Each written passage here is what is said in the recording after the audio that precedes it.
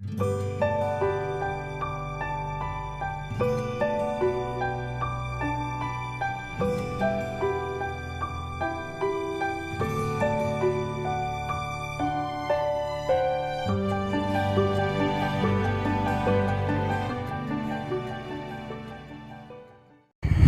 I'm going to make some bench for my styrofoam container. That's what I use for planting some of my veggies. So I'm going to make the bench to put them on my deck. So come with me and we'll make it. I'm just using all this recycled old timber. That was some from my it came from some of my DIY project somewhere else. So I'm using just all recycled stuff. We'll make a bench.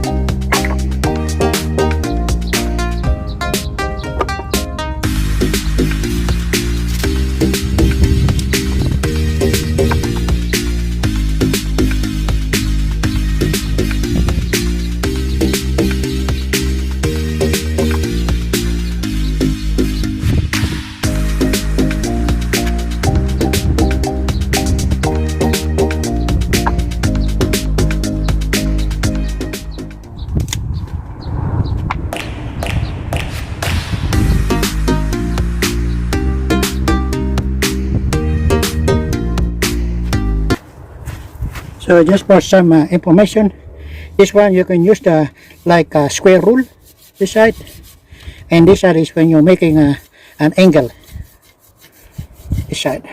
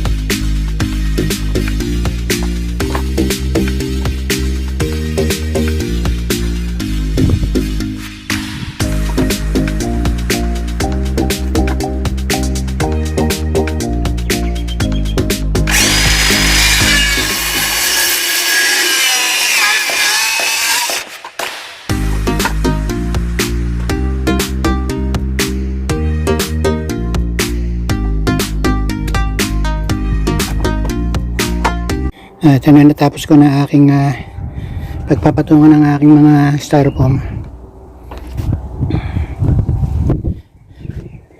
They are made of recycled timber and some screw and galvanized nails.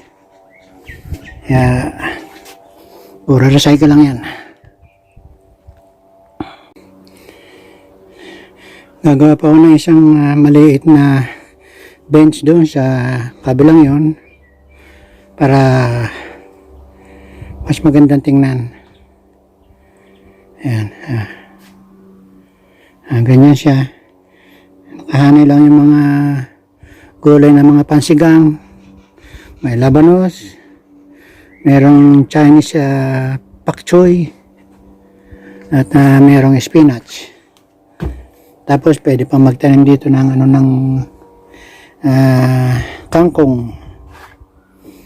Yung mga empty na yan, tataniman ko ng kangkong yan. Meron akong pinasisibol. Saan ba yun? Ito pala. Ito yung kangkong na tatanim ko dyan sa mga empty na styrofoam.